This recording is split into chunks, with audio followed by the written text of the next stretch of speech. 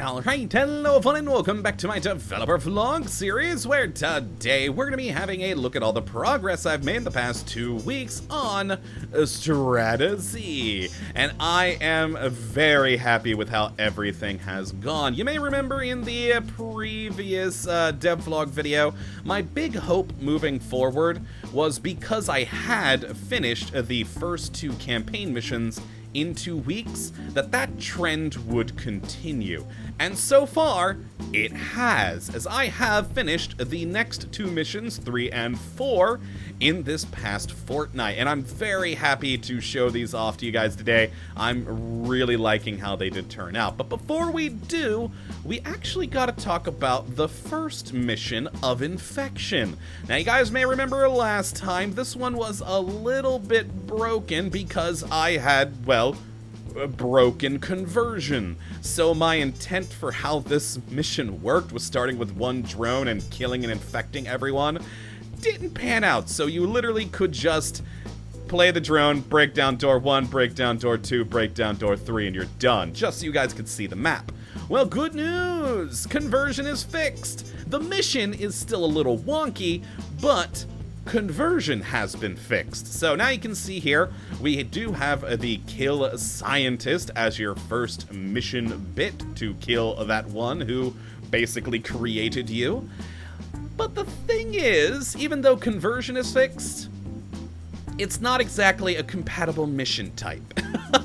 In the RTS engine, the Unity RTS engine, that asset that I'm using, there are 3 built-in ones of collect resource, eliminate, and produce for the missions you can make. And there's a custom thing where you can make your own, and I am having a hard time figuring out how exactly that works and how to get it to work to trigger a mission successful for a conversion.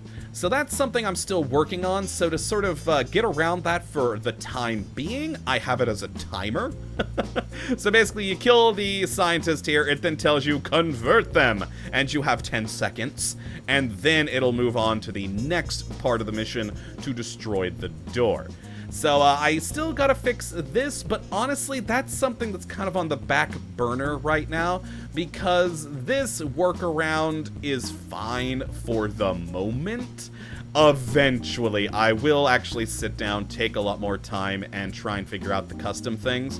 But for the time being, I'm really wanting to focus on the maps and the overall campaign itself. So I'll come back to this, but for now, the timer's okay. But you guys can at least now test out the mission as intended, and I would really love to hear your feedback on this, because it may be a little too finicky and micromanaging, because you do only have 1 drone who is capable of converting mindless shamblers. So it's right now a case where you kill and convert the first scientist, then I send the mindless shambler in to kill the other scientist, and the drone behind just slowly convert them one by one. It's, like I said, a little finicky, and I would like to hear opinions from you guys on if you think it's too finicky. If that's the case, maybe I'll add in more drones here. Maybe it's not just 1 drone in quarantine, but 2 or 3 or something along those lines. So yeah, I'd really love your guys' opinions on how this is now functioning. Now moving on though, let's have a look at our first new map, and that is the Horde. And this one, oh, I like this one. It's a good one. Now, in mission number 2, you come out of the bunker into a farm area, and there's not a whole lot of resistance. Just a handful of sheriffs around there to try and stop you, but it's not anything too crazy. That begins to change in this map. Now, you start out up here in the corner. You actually have a fully built body pile, as well as some flesh piles for you to use. And this mission is going to start actually walking you through making more advanced units. So you start your horde by building some more shamblers, then you upgrade one of those shamblers to a hulker, one to an infector, and one to a runner, just to, teach you about the bigger, badder zombies you can make. And then after that, you have to finish off the last of the sheriffs.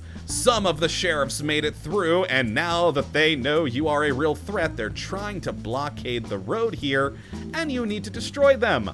But that's not all you have to deal with on this map, because now, besides the sheriffs, you got normal police officers, and they're actually a little better equipped than the sheriffs. They're a little bit tougher to fight, and, well, you don't just have them stationed around the map, right over here, as well as over here. You also have a police station to contend with, and the police station will actually spawn groups of cops who will try to run over here across the map and destroy your body pile. And if your body pile goes away, is destroyed by the cops, you lose. You lose. So you, as part of the mission, not only have to fight your way through all the police along the road here, but you do actually have to destroy the police station.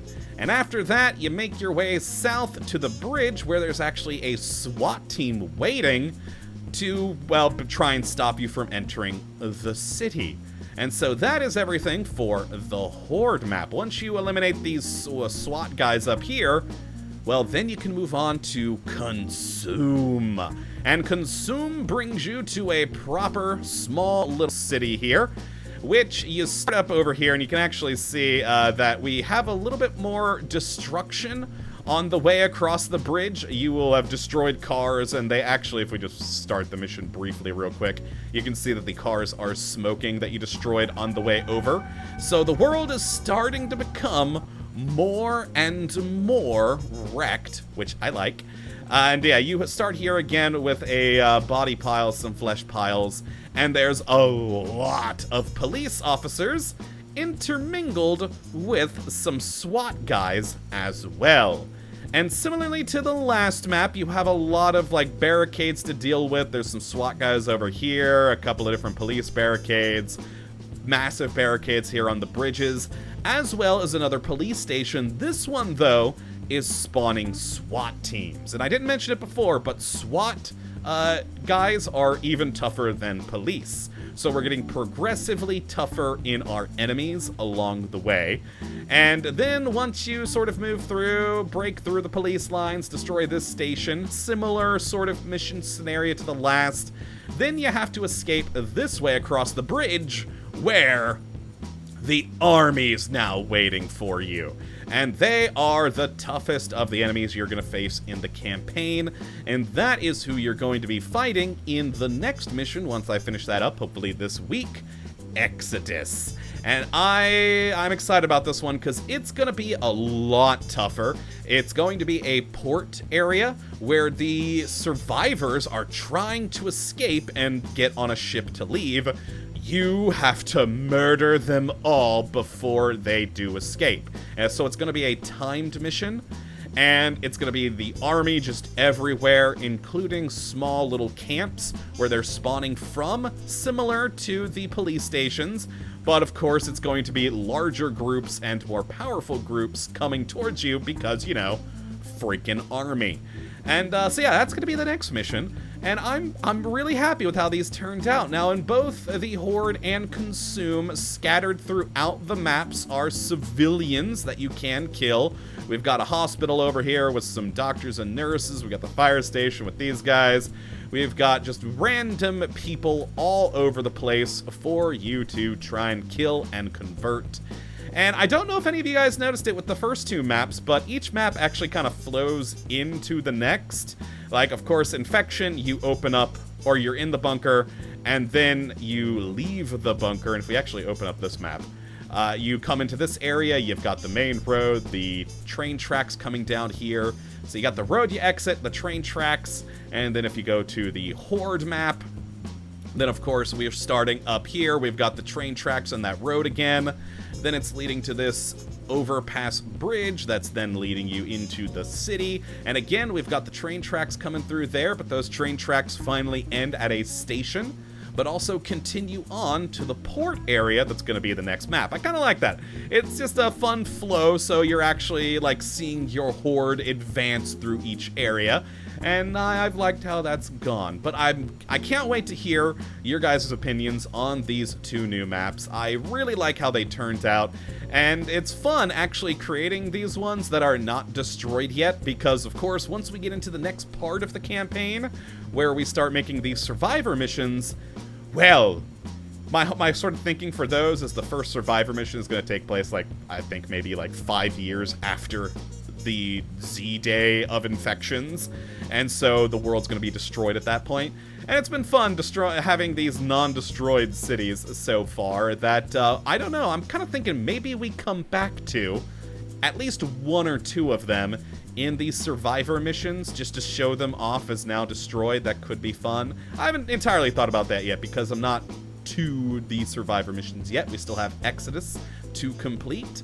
But yeah, I'm liking how everything's turned out. Now, I do have one more thing to show off today, and actually I'm not so much going to show it off as just tell you about it, because I would like for you guys to experience it in the missions.